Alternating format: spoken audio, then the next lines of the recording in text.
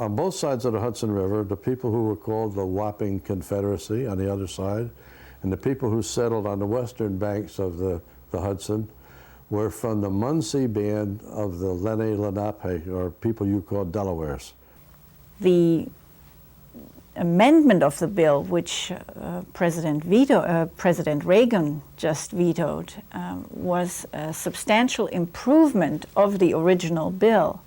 And it included a number of very innovative measures which went far beyond the initial focus on sewage treatment plants for municipalities. Sego. That's an Indian word for welcome. And in a few moments, we're going to meet Roy Black of the Blackbear Trading Post, himself an Indian, and he's going to explain to us what used to go on here along the Hudson River in the good old days before Henry Hudson came along and changed things a bit. Then we'll meet Klara Sauer of Scenic Hudson. She'll explain to us the impact of the recent Reagan veto on the Clean Water Act when we come back right here on the river. Before Henry Hudson sailed up the river and the Dutch established their colonies, the land along the river was not uninhabited. The first settlers were the Indians, who lived along the river for many years before the European presence. Roy Black, who is an Iroquois Indian, owns a shop and Indian museum in Esopus. It's called the Blackbear Trading Post. And he says there are two schools of thought regarding the Indian settlements. You know, there's a little bit of controversy about that, and the controversy is between when the archaeologists say Indian people settled here, which is 12,500 years ago, and what the native people say about when they settled here, and they believe that it's between 60 and 70,000 years ago. So I guess you take your pick, and maybe you'd go with what's proven. You know, that's proven 12,500 years. In the Kingston area, there were two main Indian tribes that settled along the river. On both sides of the Hudson River, the people who were called the Wapping Confederacy on the other side, and the people who settled on the western banks of the Hudson were from the Munsee band of the Lenape, or people you call Delawares. They migrated over a period of probably hundreds or even thousands of years. They moved approximately every 10 years. And they always built their villages on a hill, and always near a source of water, both for drinking, bathing, and also transportation. But in case they needed water for their crops during the summer, if they had a drought, it was very easily come by. You know, they could just walk down to the water and carry it up and not irrigate probably, but at least they could water their crops so they wouldn't lose them. They were farmers, not warriors like the history of this region tells us. You know, they were not warriors at all. Didn't know anything about fighting. It was not part of their culture. Many tribal names were derived from the river. The people who lived right here in our area, in Kingston, were called Esopus Indians. And like I said, they were of the Munsee band of the Lenape. They were called Esopus because in their language, Sipu means river. And they were the people who lived by the river, consequently Sipus. And when the settlers came here, first the Dutch and then later the French Huguenots, because of the difficulty in pronouncing, you know, different words in different languages, it became Esopus. And so Esopus is a kind of, I don't know, a pidgin word, I guess, which would mean the river people, the people who live by the river. The real name for Poughkeepsie is Apokipsing, which is also a Lenape word, Algonquin language. And there are many different interpretations of the word, but the one that I think is probably the closest is that it's the place where the water is not salty anymore, you know, where there's fresh water, because that's where, you know, because it is a tidal river, the salt water from the ocean comes up as far as Poughkeepsie, and from Poughkeepsie up is fresh water. And I think that's what that Apokipsing, I think that's the closest you could get to the meaning. Roy says he can trace his family history all the way back to the Revolutionary War. We've been able to find out that my ancestors, the farthest back that we could trace anyway, were residents of the first Mohawk village on the Mohawk River that's going west from Albany. And it was at the mouth of the Schoharie Creek. And the people who lived there were called Little Abraham's Band, the Mohawks. And that's as far back as we've been able to trace. Now, today I have people living on about 11 different reservations, I think, that are relatives of mine, you know, distant relatives. But, you know, nevertheless, we are related. As for beliefs, Roy says all Indians, including himself, have a totem. My totem is the bear. I belong to the bear clan, and my totem is the animal, the bear. I would not kill a bear. And like my father told me when I was a little boy, you know, you don't ever kill a bear because you might be killing one of your own relatives. Now, I know when, you know, when I think about it, that I'm not really a bear. I know bears are not human. You know, there's really not that much connection between me and a bear, you know, a four-legged bear. But nevertheless, I wouldn't kill a bear. You know, even today, I wouldn't shoot a bear. One of the items Roy has in his museum is a totem pole. However, he says it is not part of the local Indian tradition. That totem pole was carved for us by a very good friend of ours, Chief Jacob Thomas, who was a Cayuga chief, and he resides on the Six Nations Reservation in Ontario, Canada. The bottom figure on the totem pole is a bear, and that's me. And he put me there because I'm supporting the family. I'm the support of the family. I'm holding the family up. And above the bear is a turtle. A turtle, snapping turtles in particular, are very, very important in Iroquois history, in Iroquois beliefs, because in our story about the creation of the world was created on the back of a giant snapping turtle. And you talk to some of the older people, and they call the earth Turtle Island. So a turtle is very, very important, very symbolic to us. Above the turtle is a beaver. You can see his two nice big teeth, and you can see his tail with that cross hatching on the tail. The beaver has always been a delicacy, particularly his tail, to eat.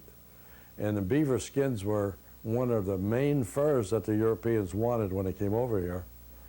So the beaver is very important. In fact, the markings on the tail are the same as the markings on the side of the feast bowl that's in the case right there. And the fact that the beaver's there, what Chief Thomas is saying is that may you never grow hungry, right? And above the beaver is our guardian bird, the Iroquois guardian bird, the dew eagle. And he sits on top of the tree of peace, and he warns us about any disruptions that are going to happen or anything, so that we're prepared for them. The clothing worn by the Indians in this part of the country was very practical, especially in the summertime. Here's mine, by the way. You see it's got a picture of a black bear on it, and that's my name, Blackbear. So everybody knows who that belongs to. If they see me coming down, even if they didn't know my name, they would know it. They would know I was Blackbear. But during the summertime, we just wear this. Nothing on top, no leggings, no moccasins, because it was warm enough. You didn't need anything to cover you up. The women would wear probably just a wraparound skirt that came from the waist, probably down to the knees, wrapped this way. It was always wrapped so that if they wanted to, their left thigh was bare when they raised their leg, because they used to roll cordage on their leg to make twine, you know, from the inner bark of the basswood or from thistle fibers or different other plant fibers that they used to make cord. And they wore nothing on top, no leggings, no moccasins. The children, up until they were probably 9 or 10 years old, if it was warm enough, they didn't wear anything. And then when they got to be 9 or 10, the little boys might wear a breechcloth, and the little girls might wear a little wraparound skirt. And this one here, that's my daughter's very first deerskin dress that I made for her when she was about a little over a year old. because she wore that when she was 1 year and 5 months old on the stage at the Ulster County Fair, where we were for about 5 years, I think, and she participated with a bunch of us in doing Indian dances. And part of the Indian dances included the wearing of masks. There's one mask on that wall that is a Lenni Lenape mask, and it was a mask that was used by the people who lived here, the Esopus Indians. They were used for different purposes. One of them, was painted vertically, half black and half red, and they called it the mising. It was the mask, the hunter's mask, and it was given to one family to hold for a whole year. And when hunting season came around, they had a ceremony which was supposed to help the hunters be successful. And one of the people in the ceremony wore that mask. And they did some dances and songs and probably said some prayers too, because everything that Indian people do has a spiritual aspect to it. And you know, everything's tied up with the Creator, because if it wasn't for the Creator, nothing would be here. But the rest of the masks are predominantly Iroquois masks, although I do have two Mayan masks, 2 Cherokee masks, and 1 Eskimo. But I do have 2 masks here that you might be interested in too that are not medicine masks. One is the one with the white teeth up here. He's called the Laughing Beggar. And there's another one over in the far corner there with no hair. He's got a big nose and a big chin. And he's called the Dancing Beggar. And during the midwinter ceremony, on one of the afternoons, the children get all dressed up in different clothes, and they put on masks like the Laughing Beggar and the Dancing Beggar, and they go around in groups from house to house and knock on the doors. And when somebody comes to the door, they holler, guess what? What do they holler? Trick or treat. And they've done this for many, many thousands of years. It's an Iroquois custom. And when the people give them some maple sugar or maybe some tobacco for their parents, the children sing a song and they do a dance for the people in order to pay for the gifts. If they don't give them anything, and some people deliberately don't give anything to the kids, they jump up and down and holler and run through the house and make a lot of noise and steal something, maybe an ashtray or something small. And they run out and make a whole big fuss. And the next day at noontime, they spread blankets out on the grass and put out all these things that they stole the day before, and the people who own them have to come up and pay ransom to get them back. So it's all in a spirit of fun. They didn't really steal them. Roy says medicine dances are still tried today to cure illnesses. If somebody's sick, then maybe one of their family will go and make a request of a lady who's a mask keeper and tell her that they would like a ceremony, a medicine ceremony for so-and-so. You know, my brother George is sick, and we would like to have the faces come and do a ceremony so he'll get better. And then the woman, the keeper of the mask, will gather up a number of the men and tell them, you know, where they're going to go. And they go in, and they're all dressed up in old clothes and everything, and they have these masks on so nobody recognizes them. And all of them carry a snapping turtle rattle like that one right up there. Each one of them has one of those rattles. And they go in the doorway, and they go and they do these dances, and they sing a couple songs. The last part of the ceremony is when they walk over to a stove or fireplace, and they grab a handful of red-hot ashes, red-hot coals rather, and they rub them until they're ashes. And then they go over to the sick person and they blow them on the sick person like that. And then you're obliged to give them a feast of a certain type of thing that they have to eat. Roy has some items which were used specifically by the first Indian settlers in the Kingston area. All the stone tools, the artifacts in here, the stone tools and spear points were dug up within a radius of 20 miles from the village of Esopus. And they were all made and used by the Esopus Indians. And in there are mostly spear points. You know, bows and arrows are a relatively new development. They're only probably 1,200 years old at the most. So consequently, most of the points in there are not arrowheads, but rather spear points or dart points. And by dart points, I mean little points that would used in darts that may be about 16 or 18 inches long. They're like a whaler's harpoon. They fit into a big, heavy shaft. The darts fit into the end of it. And when they threw the shaft, the dart stuck in the animal, the shaft fell off. So they didn't have to carry all the big, heavy spears. They carried one big, heavy spear and maybe 20 dart points that were this big. And that's where the whaling harpoon came into being, too, by copying the old Indian darts. There are smoothing stones in there, stone hammers. There are some tools made from deer antler which are used for chipping the points of flint, and also some nut crackers, chisels, scrapers, knives, drills, and also some pieces of pottery. They go back to about 9,000 years, I believe. And who discovered these artifacts? My clan brother, who was a Mohawk. His name is Tenoriongo, and his English name is Ken Minter. He dug an awful lot of these things up, and I dug a few, but I guess maybe I don't know as well where to look for them as he does, or maybe I'm not such a good digger as he is, but he found a lot more. Each tribe had a leader or a chief. Roy says there were a number of qualifications a person had to meet in order to be considered for the position. The chiefs are really only the spokesman for the people. And with the Iroquois people anyway, the chiefs are selected by the clan matron, usually the oldest woman in the clan.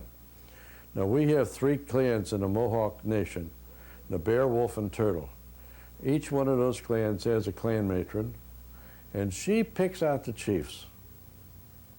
The chiefs are only men who come from a certain female bloodline because it is a matrilineal society. There are many requirements that they have to fulfill. One of them is that they must never have spilled blood, that they must never have killed anybody. They must be proficient in their language. They must be much more interested in the welfare of their people as a whole than they are in themselves. They must have contributed a lot to the people. They must be good, honest, upstanding people that people look up to and would say, hey, if I'm going to have to follow somebody, if I want a leader, that's the man I would pick. The Indians' culture and history can be an inspiration to all of us, and striving to keep their heritage alive is one of the main reasons why Roy says he's in business. When I thought about something I'd like to be doing after I retired from my job, I thought, I couldn't pick a nicer thing than to be, surrounded by all these nice artifacts and all the things that I love. And to meet the kind of people that come into an Indian store, they're a special kind of people too. And they're really, really nice people.